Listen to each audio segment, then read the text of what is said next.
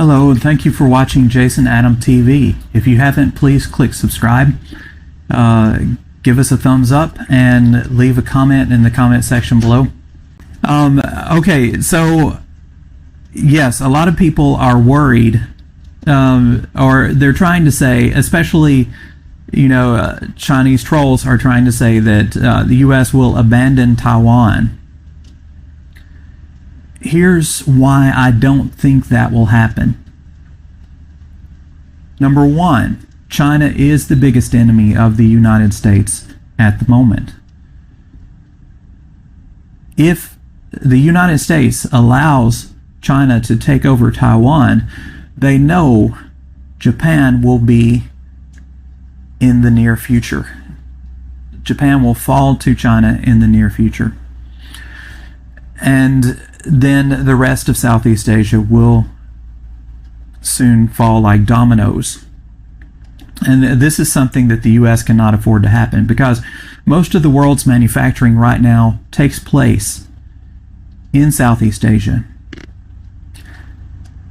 So if the U.S. were to allow China to control Southeast Asia, then China could dictate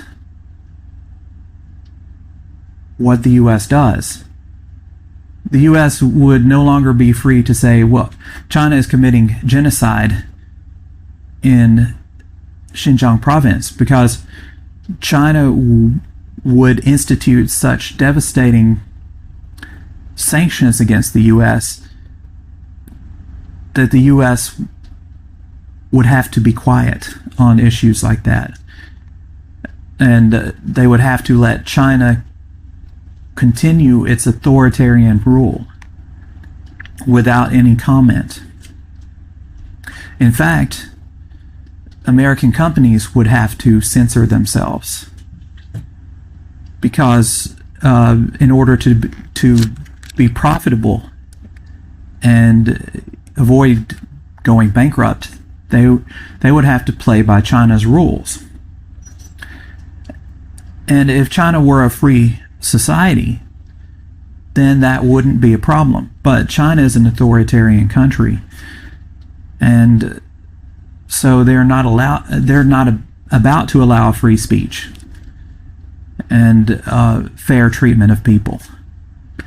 So, in short, the U.S. will not allow China to take over Taiwan.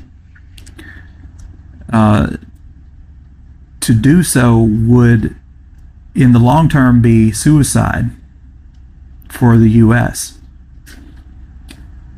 All the values, the democracy, the human rights and personal freedoms that the U.S. was founded upon would be in the rubbish bin or garbage bin if China is allowed to take over Southeast Asia.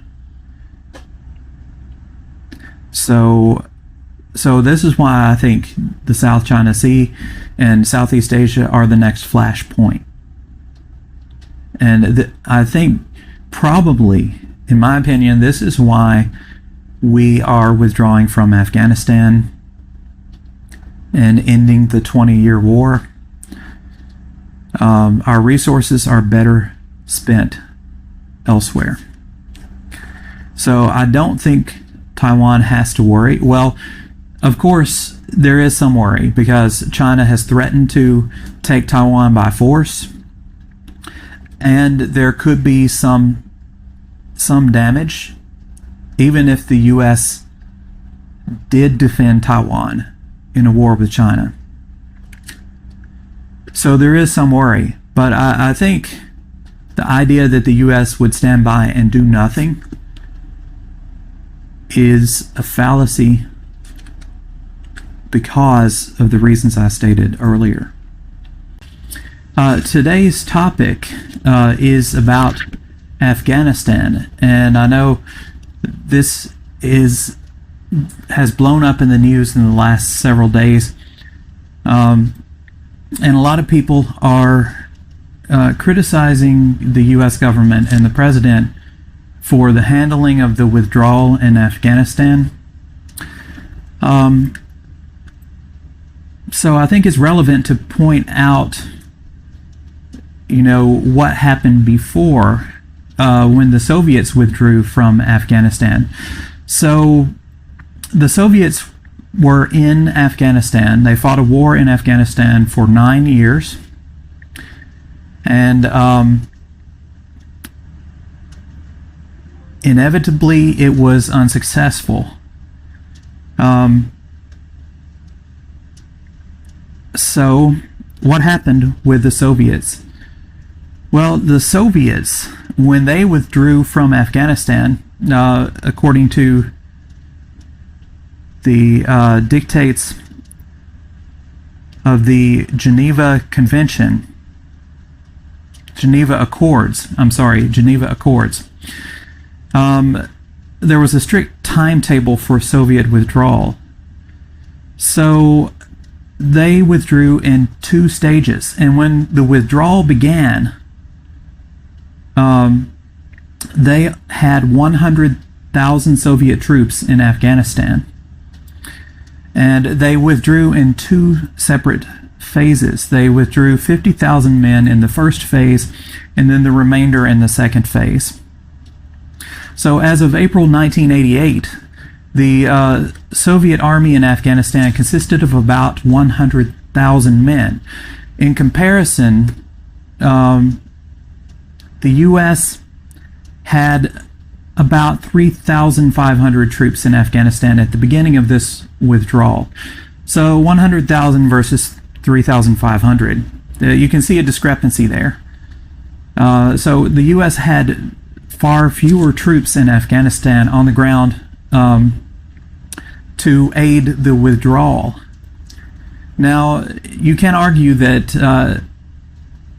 they had time to beef that number up, to send more troops before the withdrawal began, in order not to have to rush things and to have panic on the ground in Afghanistan. And that is that's a salient point. But no matter what, the result was going to be the same. The Afghan government would fall, and the Taliban would take over. And that's exactly what happened in Afghanistan after the Soviets left. So the Soviets actually spent billions of dollars, even after they withdrew, attempting to prop up the Afghan government. And they left many more weapons behind for the Afghan army. Many of those, were used against the Americans in 2000 when they, 2001, when they invaded Afghanistan. And many people believe that the Soviet-Afghan War led directly to the downfall of the Soviet Union. And I would say they're probably correct. The Soviet Union had an immense infrastructure built in Afghanistan to support the war, and they had 100,000 men there, and they continued to spend billions even after they left to try to prop up the Afghanistan government, and which of course failed. So yes, I would agree that the U.S. withdrawal from Afghanistan was rushed. But I would also argue that we don't know what's going on behind the scenes. Is there a reason for this rushed withdrawal? Will our troops be needed somewhere else in the very near future? And so will our resources be needed somewhere else in the very near future?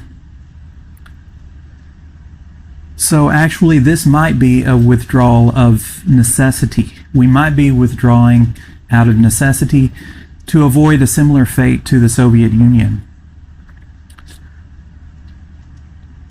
Also, during the Soviet withdrawal, the Soviets actually bribed the Mujahideen, the people who would become the Taliban, to not kill its troops as they were retreating. So they paid off. They actually gave money to the Mujahideen, or the Taliban, to not fight against their army as they were retreating. So the Soviet-Afghan War was a huge quagmire that led to the destruction of the Soviet Union. America's enemies would love for America to be mired in a never-ending war in Afghanistan. It would be a drain on our resources, and the outcome would be a failure. There are many different reasons as to why it's very difficult to change Afghanistan, and I'm not going to go into detail about those reasons. But yes, it is sad that the people of Afghanistan who have enjoyed some relative freedom under the Afghan government are going to be controlled by the Taliban again, who are known for draconian laws, especially with regards to women and women's rights. But as other people have pointed out, we don't do colonies anymore. Not only are colonies, it's outdated. Colonies are outdated.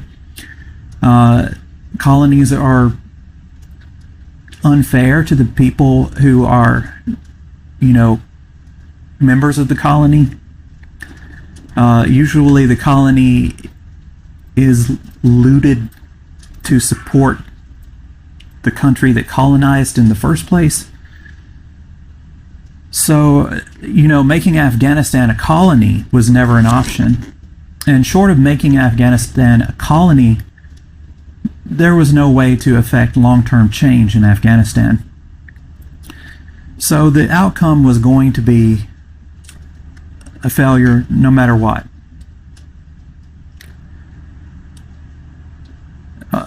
And our mission in the first place was never to colonize Afghanistan, and it wasn't to set up a democratic government in Afghanistan. It was to root out the terrorists in Afghanistan who were responsible for the terrorist attacks in America. And once that goal was achieved, we no longer really had a reason to remain there. But we continued the war for 20 years. And I think the reasons behind that were, I really think that, the military-industrial complex put pressure on the military, who in turn put pressure on the president. And the conversations probably went something like this. You don't want a failure in Afghanistan on your record as president. And so it was a game of pass the hot potato on to the next president. And when we went into Afghanistan, we didn't have the proper equipment in the first place. I can remember, some families saying that their family members who were soldiers in Afghanistan didn't have proper body armor when going into war. So the U.S. was ill-prepared going into Afghanistan in the first place, which didn't bode well for the whole operation.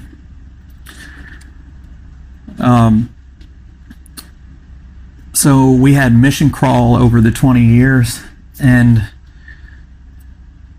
we weren't prepared when we went in.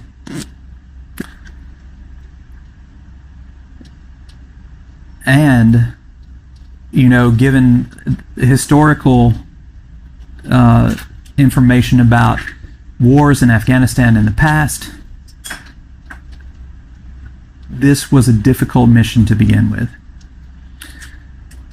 So yes, we do need to withdraw from Afghanistan as soon as possible. Could it have been done, more safely? Probably so. But like I said, we don't know what other issues that our military is going to come up against in the near future. We don't know what other flashpoints there are in the world. And so this could have been a necessity to speed up the withdrawal from Afghanistan.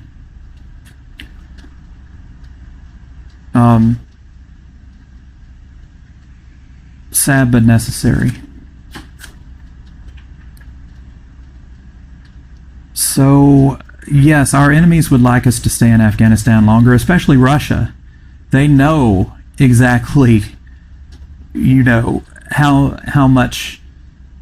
how draining it is to support an army in Afghanistan, and to support a government in Afghanistan for many years.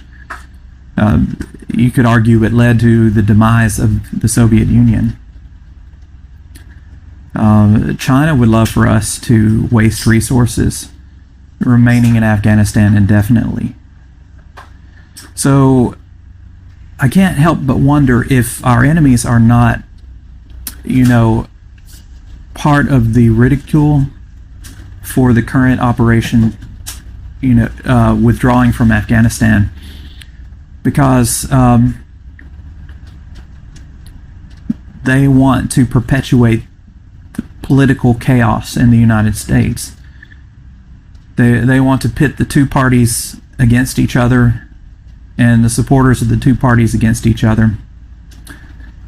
But I support America, and I believe that, after Obama promised to withdraw from Afghanistan, and after Trump promised to withdraw from Afghanistan, and none of them carried through.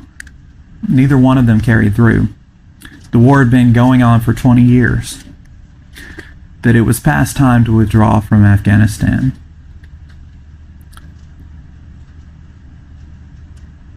I believe our resources could be put to better use in the Southeast Asia region, especially in the South China Sea, because I honestly believe that will become the next flashpoint in the world.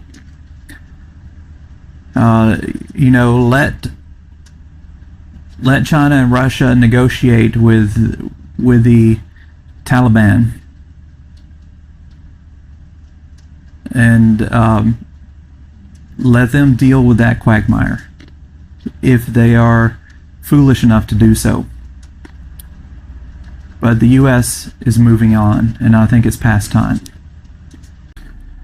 All right, if you have any questions or comments, please leave them in the comment section below. Thank you for watching Jason Adam TV. Bye-bye.